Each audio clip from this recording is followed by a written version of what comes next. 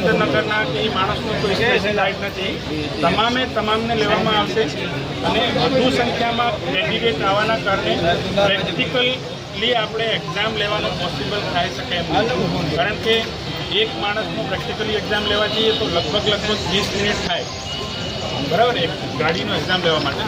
એટલે આ બધું 3-4 દિવસની એક્સરસાઇઝ છે. એટલા માટે તમને સ્લોટ વાઇઝ અમે બોલાવવામાં આવશે. 15-20 ને એક દિવસ માટે બોલાવશું. એટલા માટે જે રીતનું અહીંયા તમામને લેવામાં આવેલ છે અને એના પાછળ મારી રિક્વેસ્ટ છે કે નંબર તમારા સાચા લખજો અને મોબાઈલ નંબર અને તમારું નામ. એ 2 વસ્તુ એટલા માટે હું કહું છું કે તમને આજે નહીં થાય, કારણ કે આજે આખી એક્સેલ શીટ ડિટેલ તૈયાર થશે અને કાલના દિવસ કા પછી પરમના દિવસ 2-3 દિવસમાં નંબર ઉપર રાઈટ તમામને લેવામાં આવે. બધું ખાતરી આપે ગુજરાતને ગુજરાતની ભરતી છે ને એવું કહેવામાં આવે છે કે ગુજરાતને ગમે તે ખૂણે અમે મૂકીએ છીએ. અહીંથી કચ્છના વ્યક્તિને કચ્છમાં નહીં ગમે તે ગુજરાતના છેડે અમે કામ કરવા મૂકીએ છીએ. તો એવો આમાં ઉલ્લેખ કરેલો છે કે ગુજરાતના કોઈ પણ ખૂણે પરથી ભરતી કરવામાં સેન્ટર ફાળવ્યો છે. 4 થી 5 સેન્ટર એમાં લેવામાં આવશે અને ખાતરી આપે ન્યૂઝને સાથે બોલાવો એને બહાર એને ખાતરી આપે આ બધાને કે અમે ન્યૂઝમાં બોલે કે અમે ભાઈ બનાસકાંઠા કે 4 જિલ્લાઓને અમે લઈશું. ન્યૂઝની આગળ બોલે તો અમે સ્વેચ્છાએ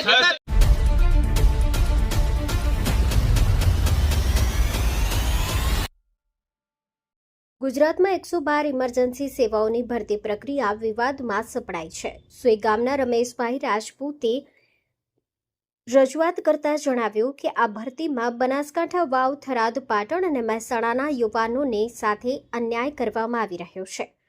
અમદાવાદ, કચ્છ, વલસાડ અને રાજકોટ જેવા જિલ્લાઓને પ્રાધાન્ય અપાયું, પણ ઉત્તર ગુજરાતના જિલ્લાઓને કેમ બાકાત રાખવામાં આવ્યા? ભરતી પ્રક્રિયા ગુપ્ત રીતે થતી હોવાનો અને તેમાં માત્ર લાગવગશાહી ચાલતી હોવાનું આક્ષેપ કરવામાં આવ્યો છે. ભુજમાં બનાસકાંઠાના ઉમેદવારોના ડોક્યુમેન્ટ સ્વીકારવામાં ન આવતા ઉમેદવારોમાં ભારે રોષ. રમેશભાઈની માંગ છે કે તંત્ર તાત્કાલિક આ બાબતે નિરાકરણ લાવે અને વાવ, થરાદ સહિતના પછાત વિસ્તારના લાયક ઉમેદવારોને પણ રોજગારીની સમાન તક પૂરી પાડે. JNT news, Bhuj. આજે 18 તારીખ છે તે આ ભરતી 112ની ભરતી પડી છે. એમાં હું બનાસકાંઠામાંથી આવ્યો છું. નવો જિલ્લો બનેલો છે અને એમાંથી મારું નામ છે રમેશભાઈ રાજપૂત, બરાબર. એમાં કચ્છમાં હું આવેલો છું, બરાબર. કચ્છમાં એમાં ભુજમાં નક્કી કરેલી છે.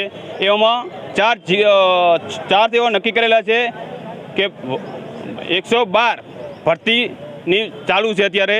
એમાં 4 સ્થાન કરેલા છે: અમદાવાદ, વડોદરા, વલસાડ, કચ્છ, ભુજ અને સોમનાથ અને રાજકોટ. આ જિલ્લાઓને સ્થાન નક્કી કરેલું છે. હું એવું જ કહેવા માગું છું કે તંત્રને કે રાજનીતિઓ નેતાઓને જો સચ્ચાઈ તમારે ન્યાય હોય કે ભૂપેન્દ્રભાઈ મુખ્યમંત્રીને રજૂઆત કરવા માગું છું કે આ 4 જિલ્લા ગુજરાતમાં આવે છે કે નથી આવતા. એમાં બનાસકાંઠા, વાવ, થરાદ, પાટણ અને મહેસાણાના વ્યક્તિઓને 112માં ભરતી કરવામાં આવતા નથી એવું રજૂઆત ભુજમાં આવેલા છે. એમાં કહેવામાં આવે છે આ 4 જિલ્લામાં કોઈ નથી એવું ખુદ આમાં લખેલું છે. ન્યૂઝમાં આમાં ઉલ્લેખ કરેલો છે કે 4 જિલ્લાઓને ગમે તે જગ્યાએ તમે સ્થાનમાં તમે લઈ શકો છો. તો આ ના પાડે છે. હું તંત્રને એવું કહેવા માગું છું કે તમામ મીડિયાને એમ કહું છું કે જનતાને એવું કહું છું કે જો આ સરકાર તમે જોઈ શકો છો કે યુવાનો માટે ભરતી પાડે છે ને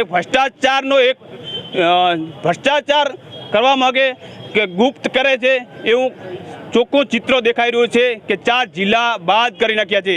એમાં વાવ, થરાદ, મહેસાણા, પાટણ એવા 4 જિલ્લાઓ બાદ કરી નાખ્યા છે. એટલે 4 જિલ્લા એવું સાબિત સરકાર કરવા માગે છે કે ગુજરાતમાં નથી. સાબિત એવું કરવા કે 4 ગુજરાતમાં આમાં એવું લખેલું છે ગુજરાતમાં તમામ એવું કહેવાય 112 ભરતી પાસ કરશે અને ગુજરાતના ગમે તે ખૂણે અમે ત્યાં કામ કરવા મૂકશું.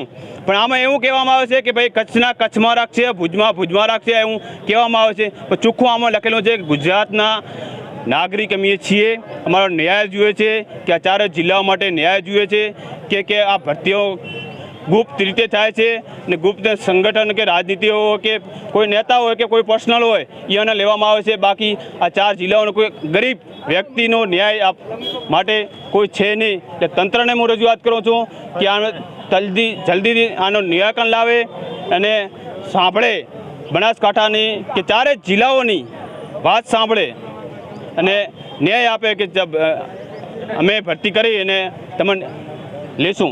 હું ભરતીમાં આવ્યો છું વાવથરા સોઈ ગામથી, બનાસકાંઠામાંથી આવેલો છું. વાવથરા જિલ્લો મારો છે, નવો બનેલો છે. તો હું તો એવું કહેવા માંગુ છું કે અમારો બનાસકાંઠામાંથી વાવથરા જિલ્લો નોખો પડ્યો છે.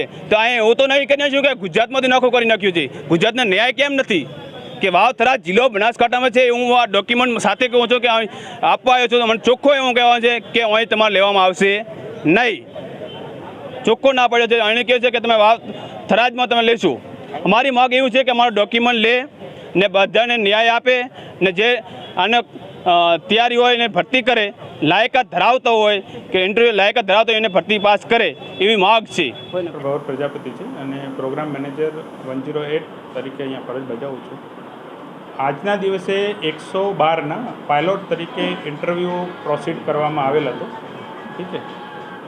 હવે આમાં આજે થોડુંક મિસ ઇન્ટરપ્રેટ આ લોકો દ્વારા એટલા માટે થયું કે પ્રાયોરિટી કોઈ જિલ્લાને કે એવું નથી, તમામને આપણે લેવાના જ છે. પણ અમારા પ્રોસેસ પ્રમાણે અમને એવું લાગતું હતું કે 60-70 જેવા માણસો આવશે, પણ આ લોકો 250થી વધારે કેન્ડિડેટ આપણે જોડે આવી ગયા ઉમેદવારો. તો પ્રેક્ટિકલી એક્ઝામ પોસિબલ નહોતો, એટલા માટે પ્રાયોરલી અમે એમના તમામ ડોક્યુમેન્ટ લઈ લીધા છે અને જે ડોક્યુમેન્ટમાં જેટલા પણ કેન્ડિડેટ સિલેક્ટ થશે એમને આપણે 2 કે 3 દિવસમાં કાં તો અમારા દ્વારા અમારું હેડ ઓફિસ છે એમના દ્વારા એમને ઇન્ડિવિજ્યુઅલી ફોન કરવામાં આવશે અને તમામને આગળની પ્રોસિડિંગ જે ઇન્ટરવ્યૂ થવાનું હોય એમને સૂચના આપવામાં આવશે કે આ તારીખે આ જગ્યા ઉપર તમારું ઇન્ટરવ્યૂ છે. સો આ ટાઈમે તમારે પહોંચવાનું છે અને કોઈ કેન્ડિડેટને નહીં લેવાના એવું છે જ નહીં. તમામને આપણે લેવાના જ છે. જેટલી જગ્યાઓ હશે એ મેરિટ પ્રમાણે એમને માણસોને આપણે લેવાના છે.